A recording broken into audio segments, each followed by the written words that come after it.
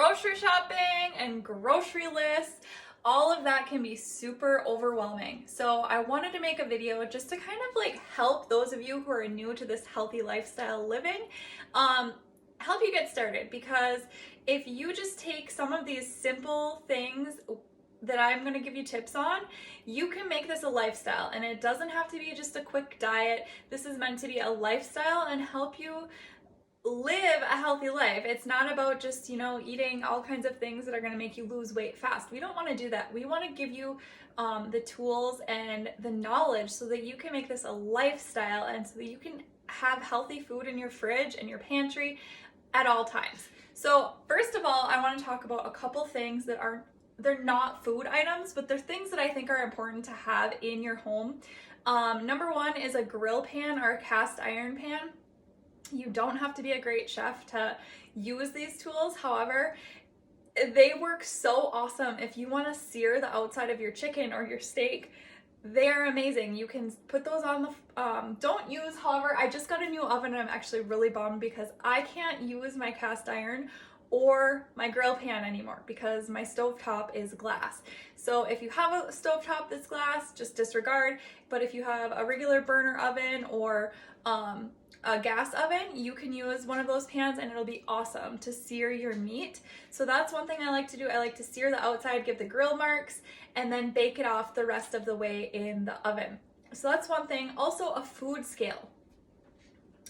It might not seem like something that's super necessary, but it's important, especially if you're really serious about like tracking your macros and tracking all of that. You're gonna want to weigh out your protein. You're gonna want to weigh out your carbs because eyeballing it can really set you off track if you're someone who, I suggest getting a food scale. I also suggest downloading the app MyFitnessPal to track what you're eating, because a lot of times I'll be just eating things and just mindlessly eating.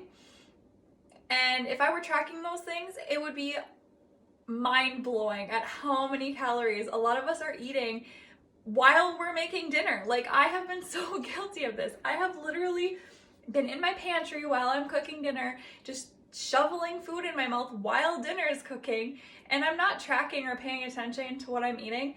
Well, one night I did that, and after I tracked everything that I had scarfed down in my mouth, I was like, holy crap, I ate more while I was cooking than the actual amount of food that I cooked for dinner. So be mindful of that, but don't get obsessed with it because, you want to track and you want to have an idea of what you're eating nutrition-wise, calorie-wise, all of that, but don't get obsessed with it. Like, if you have a bad day, it's okay. Don't beat yourself up over it. And if you're someone that you're going to become obsessed with it, disregard and don't even get the app. Just follow your intuitive eating. Eat when you're hungry. Go with that. So another thing, crock pot, Instant Pot, they are amazing tools to have. Spiralizer is another great thing to have. Snack baggies, you guys. I use snack baggies all the time. You can fit about a cup worth of veggies or fruits in them. It's perfect for having raw veggies and fruits on hand, because if you rinse them and cut them up ahead of time and then have them completely ready to go and put them in snack baggies, it's such a quick, easy snack to grab, and you're more likely to actually eat your fruits and veggies that way. For me anyways, I know I'll definitely eat them if they're easy to grab. If I have to wash them and chop them and do all of that, I'm just gonna grab something else that's easier. Let's be honest, like that's just what I'm gonna do. So you wanna set aside some time every week, just an hour or two every week, to kind of get these things ready, and it'll make your life so much easier all week long. Also, another thing to have, you want sharp knives. Cutting with dull knives is actually very dangerous, and that's when you can get hurt. So don't do that. Cutting board, just the basics for chopping and all of that. So now let's talk about supplements really quick. You don't have to have supplements. However, I do take some supplements just to make my life easier. I have a Superfoods protein shake that's a vegan protein powder. It's Shakeology. I love it. If you want more information, I am a coach for that, so I can get you set up with that.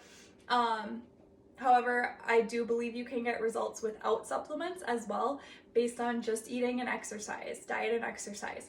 I also take collagen every day because I'm a girl and I want long hair and nails. and that helps with that. I also take a plant-based, all-natural pre-workout.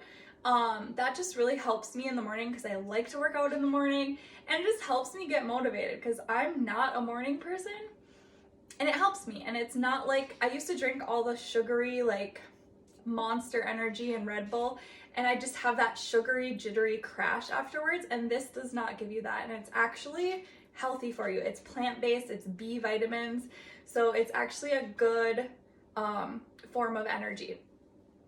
Also, I like taking Power Greens every once in a while. It's just powdered vegetables basically. I don't really take those very often, but if I'm having a hard time getting my vegetables in, I like to add that in, supplement that into my normal diet just to kind of help with things. I also like having protein bars on hand. I like to keep these in my purse because usually when I'm on the go and I'm somewhere and I get really hungry, if I'm at home, I have tons of healthy food at home, so it's usually not an issue. Where I struggle is when I'm on the go, when I'm picking Ryden up, or I'm at his hockey practice, or I'm somewhere and I get really hungry, it just hits me and I have nothing to eat.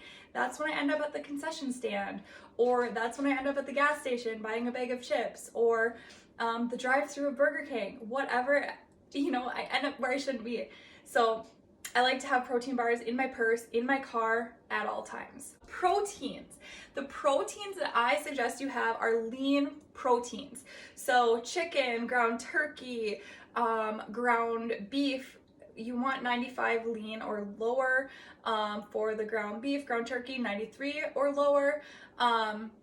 Fish like salmon, tuna, tilapia, cod, any type of fish like that will be great. Canned fish, sardines. Yeah, I know a lot of people aren't huge on canned fish. I actually love canned fish, so it's not an issue for me, but it's a great way to get your protein in. Also, eggs, and I like to make a big huge batch of hard-boiled eggs so that I always have a quick easy protein to grab. Turkey bacon is another great one. Tofu or tempeh is a great one if you are vegetarian or vegan. I've been trying to limit my meat intake and have at least one day a week where I am fully plant-based. But that's totally optional. What else? Yeah, I think that's pretty much it. Shrimp. Oh, shrimp. Can't forget shrimp. Shrimp and seafood. I like octopus. I like tuna. I like salmon. I like shrimp. I like lobster. All of that, but that can get pretty spendy. So, but those are great options as well. All right, for veggies and fruits, things that I like to have on hand, I like to have raw vegetables and fruits that I can put in those snack baggies and have ready to eat. I like to eat them with hummus for the vegetables, and then there's actually a chocolate hummus that I like to have with fruit, which is amazing. Aldi carries it. Another thing I like to do with my fruit is I will have like apple and peanut butter. Don't get like your regular Jiffy with all the sugar. Get like a natural peanut butter or PB2. Those are great options. Another thing I really, really, really love to do with my fruit, I like mixing my protein powder, my Shakeology. I like mixing that with almond yogurt and dipping fruit in it. It literally tastes like chocolate frosting, but it's actually good for you. So that's one thing I like to do. I like to have salad kits on hand too. You know, those like, salad mixes. Don't use the dressings in those. I like to make my own homemade dressings. I use a lot of 21-day fix dressings, or else I'll just do like olive oil and lemon and some seasonings and keep it pretty simple. But those salad kits, I really love having those on hand. There's like different blends. You can have like a kale blend, because then you don't have to buy. You'll have like kale, cabbage, carrots, a whole bunch of different things, and you don't have to buy all of it. So it's nice for me. They are a little bit more spendy. You would get way more if you did buy a head of cabbage and some carrots. However, I'm not going to eat all of that, and so I like having the salad blends as an option. Also, having frozen vegetables and canned vegetables is totally okay. If you're on a budget, don't think that you have to buy everything fresh, because you don't. You really, really don't. Frozen vegetables are good. They are a great option. Have them in your freezer so that if you haven't gone to the grocery store, you always have a vegetable that you can have with your dinner or with your meal. Same thing with fruits. Like I love having frozen fruits for if I'm eating oatmeal in the morning. I love throwing frozen fruit in my oatmeal because it just, I'll heat it up in there and it really is like so good. I love having it on pancakes, protein pancakes. So don't be afraid to buy those. Those are totally okay and they're a lot more cost effective than fresh fruits and vegetables. Obviously, fresh fruits and vegetables are the best option, but frozen is okay too. With my fruits though, I like to cut everything up ahead of time, my vegetables too, chop it all up, put it in baggies, get it ready to go. Other things to have on hand are different seeds and nuts.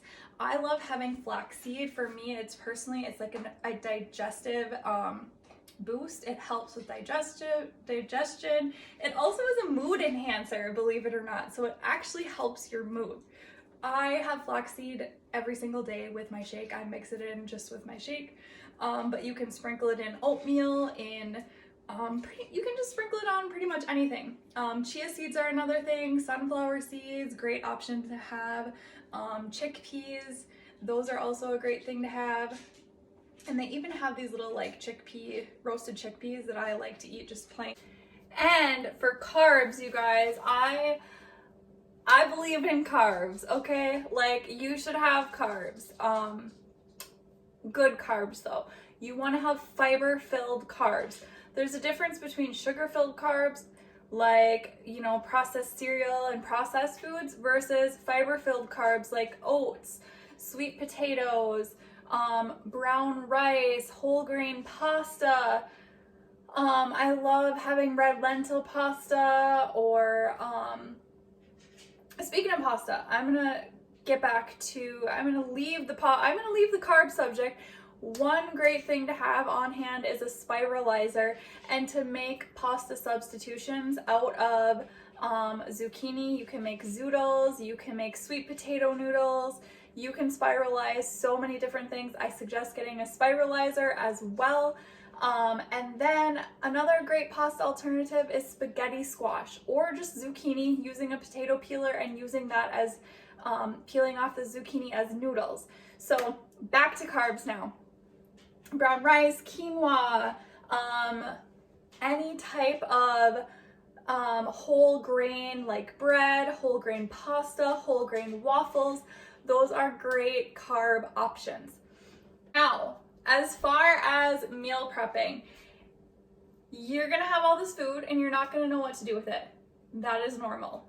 And I promise you that the more you do this, the better you're gonna get and the faster you're gonna get. When I first started meal prepping, it would take me like 5 hours to prep myself meals for the week. And now I'm prepping hundreds of meals for my meal prep company for other people in 8 hours or so. And that's hundreds of meals. So you will get faster. I promise you. Now I could meal prep for myself probably in like a half an hour, because you have to get good at multitasking. I will have my Instant Pot going with hard-boiled eggs. I will have brown rice in my rice cooker. I will have my crock pot going with some sort of seasoned chicken. I will have the oven going with sweet potatoes and roasted veggies, and maybe some more baked chicken. I will have the stovetop going with onions and maybe steak or peppers, or some sauteed stuff up on the stovetop. You have to use all forms of cooking. If you've got an Instant Pot, crock pot, stovetop, oven, use them all. I'm not kidding. Use them all at the same time. Your rice cooker, utilize it. If you're feeling overwhelmed, start with just like a couple things. When I first started, I honestly, the only thing that I prepped were my snacks. I was just too overwhelmed to do anything else.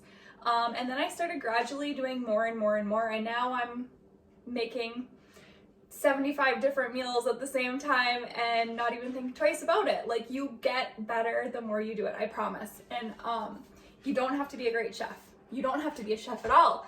You don't even have to really have cooking skills. You just have to know, you just have to have basic cooking skills.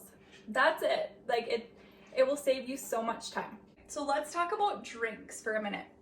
You can have alcohol in moderation. I drink occasionally. I'll have wine or a couple of beers here and there. If you're doing it every single night and you're expecting to get results, you might as well just think again, because that's not going to happen. But if you're, you've been working your butt off and you've been working out, you've been eating right, and, for a couple of weeks, and it's your friends, like, there's a special occasion and you want to have some drinks, live your life, have those drinks, and get back on track the next day. Do what you can to set yourself up so that the next day, for me personally, if I know I'm going to be drinking, I'm really lazy the next day and I want to eat pizza and deep fried food and a bunch of junk. So what I like to do is make my meal ahead of time for the next day so that I don't have to cook. I don't have to do anything. If it's already made, I know I'm going to eat it. Also, coffee is okay. Don't add creamer or sugar or anything like that. Pour some almond milk in there. Pour some honey. Just don't add creamer, because that's when the sugar gets really bad. So try to avoid that. Tea is another great thing that has caffeine in it if you need that caffeine boost. Don't drink pop, you guys. If you drink pop, really, really, really try to stop. It is so bad for you, and I know you know that, but I used to drink like 3 Mountain Dews a day, every single day. And so I get it. That was like, I needed that pop. I needed that caffeine. But I don't drink any pop anymore. The only thing I drink is water, coffee, occasional wine or beer. But if you are someone, if you're not going to be able to just stop drinking pop, like cold turkey, I get that, but try and cut back. Another great alternative, if you want like that carbonation, get some sparkling waters, like some bubbly or some LaCroix. They are great options. Try to avoid the ones that have aspartame in them, because they might say 0 calorie and 0 sugar, 0 sodium, and you might think they're a great option, but they have aspartame in them. So just read the label and don't get the ones that have aspartame. Also, another thing, like dressings, I said I like using Bolthouse or Primal Kitchen if I'm too lazy to make my own. However, making your own is the best option. I like having liquid or coconut aminos because I do a lot of stir fries, and so that is a great option. Having hot sauce, I put hot sauce on everything. Cilantro and fresh herbs I love having because it can make something that doesn't taste that great. You sprinkle some fresh herbs on it and it is now like, you feel like you're fine dining. It really adds a little extra something. You can also use fresh herbs if you are having a hard time drinking your water. Add those fresh herbs like mint or lemon and lime. Add those into your water to infuse it, to give it a little bit of flavor if you're someone who doesn't really enjoy the taste of water. Let's see here. Salsa is another great thing to have on hand. It's like 10 calories per serving. Don't eat it with chips though. I use it for a salad dressing. Well, I use it with chips too, but don't do that because it's just, yeah, try to avoid chips. If you're really a chip person like I am, chips are my weakness. Try cutting up some sweet potatoes and roasting them in the oven with a little bit of olive oil and sea salt, or doing the same thing with kale. Take it and roast it in the oven for 400 degrees. It's not quite the same as chips, I'll be honest. It's just not. But if you need that crispy chip-like texture, give that a try before you, just give that a try. It definitely helps, that's for sure. And hummus, I think hummus and Greek yogurt, I like to pour hot sauce on top of that and dip my vegetables in it. I'm trying to think if I missed anything. Yeah, so let's talk about meal prep. Now you know what foods to get. Hopefully you wrote a list, or actually I can share, if you want, message me and I'll send you a little PDF of basically everything I just said in text form. But let's talk about meal prep for a second. So if you have all of these things in your fridge and in your pantry, you are going to be set up for success. There's a couple different styles of meal prep that you can go about doing. Number one is just making yourself a meal plan and following that meal plan and knowing exactly what you're going to eat every single day and making enough for all of those meals: breakfast, lunch, dinner, snacks. So if you're having, let's say you're having breakfast burritos for breakfast, you're going to make 5 of those and have those Monday through Friday. And then for lunch, you're going to have chicken, rice, and some sort of vegetable, roasted vegetable. And then for dinner, you're gonna have, you know, whatever you're gonna have, you have it all already set for the week. That's one way to do it, and that's a great way to do it. But there's another way that I also suggest. I do a combination of both, but the second way of meal prep is doing buffet style meal prep. And for me, I use both of these combinations. I figure out what I'm gonna have for breakfast and lunch for the entire week and my snacks. So breakfast, lunch, and snacks, I know what I'm having the entire week, and I meal prep those items and I have them planned out for the whole week. But then for dinner, I have all of my leftovers from my meal prep. And so this is amazing because every night for dinner, I'm just mixing and matching combinations of things from, I'll have a whole bunch of cooked chicken, a whole bunch of cooked rice, a whole bunch of cooked ground beef, roasted vegetables, all of these things already cooked and in bulk. So all week long for dinner, I can mix and match, and maybe I'll do like chicken, rice, kale, fresh herbs that have already been cut up, and just have this amazing rice bowl. Or, you know, so it just gives you a lot more variety. So maybe you want to cook up a big batch of, maybe you can't eat the same thing every day. Like, I'll be honest, sometimes I can and sometimes I can't. And so it's nice to be able to have variety and to be able to have cooked things. So if you have a whole bunch of hard-boiled eggs on hand, you have some smoked salmon, you have some chicken cooked up, you have all these things, maybe you have some shrimp cooked up, and then maybe you roast a big batch of peppers and onions and fajita seasoning, and then you've got some brown rice, and then you've got some canned beans. Like, you can mix and match all of these ingredients and make some really killer meal prep. Like, whatever you're in the mood for. Maybe you're in the mood for some sort of fajita bowl. Put the peppers and the rice and the beans and a little bit of mozzarella, some cilantro, some sriracha, some Greek yogurt. Use that as like a sour cream instead. You can make some really good combinations from some of those healthy options if you have them in your fridge and they're already cooked. So those are the kind of two different ways you can go about doing it. You guys, I'm promising you, I don't talk about meal prep 7 days a week for no reason. It literally saves my life. Like right now, I have to leave. I have to take this video and go get Ryden and bring him to hockey. It is 4:30. This is dinner time. Every night I'm constantly like on the go at dinner time. So I don't have a whole lot of time because I just got home from an appointment. I made this video and now I gotta run and go to hockey. And that's most of our lives. We're on the go. We don't have time every night. It's busy. So it's so nice to have all of these things that you already have made. You just have to reheat them. Because otherwise, if we don't have those options, we get hangry and we end up in the drive-thru, and then we end up wondering why the washing machine shrunk our pants. But really it isn't the washing machine, it's our fridges and our pantries that are shrinking our pants. So just set yourself up for success. For one, it makes your life so much like stress-free. You're gonna have more time to like do things that you actually enjoy doing instead of freaking out trying to figure out what you're gonna end up eating for dinner. So give it a shot. Let me know if you have any questions. I gotta go. Ryden is probably gonna be calling me any minute. Where are you? I'll talk to you guys later.